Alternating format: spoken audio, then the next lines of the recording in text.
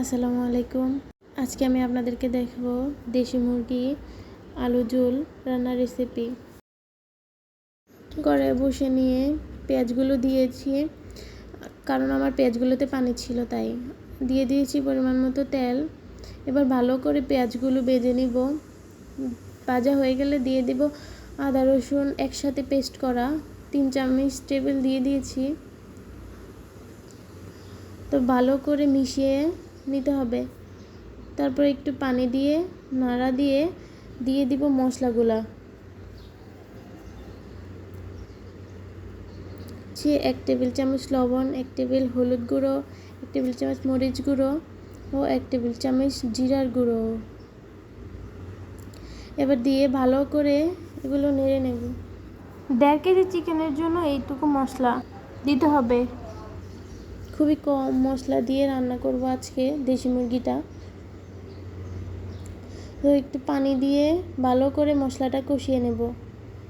আর হ্যাঁ, নিত্য নতুন রেসিপি পেতে আমার চ্যানেলটা সাবস্ক্রাইব করে রাখবেন।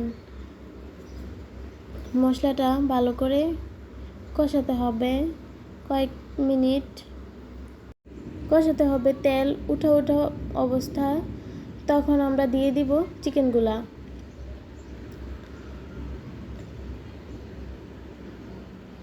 সবগুলো চিকেন দিয়ে ভালো করে নেড়ে নিব।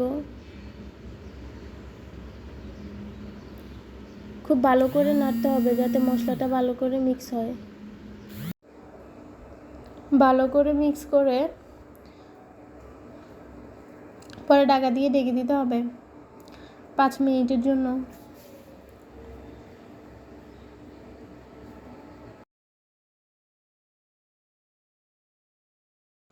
5 মিনিট পরে ঢাকনা খুলে আবার নেড়ে চেড়ে ভালো করে কষিয়ে নিব। দিয়ে দিব আলুগুলা।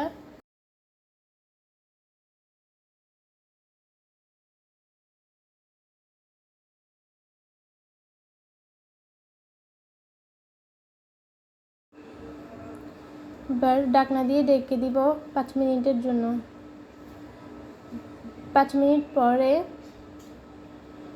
আলুগুলো হাফ সিদ্ধ হয়ে গেছে। এখন পানি দিয়ে দিব। ঝোলটা একটু বেশি দিতে হবে, যেহেতু আমরা ঝোল রাখবো তরকারিটাতে। 20 মিনিটের জন্য ঢেকে দিতে হবে।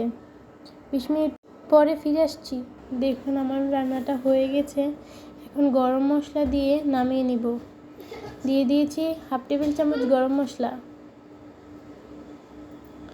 মশলাটা রান্নার পরে দিলে খুবই টেস্ট আসে এবং কালারটাও দেখতে সুন্দর হয়।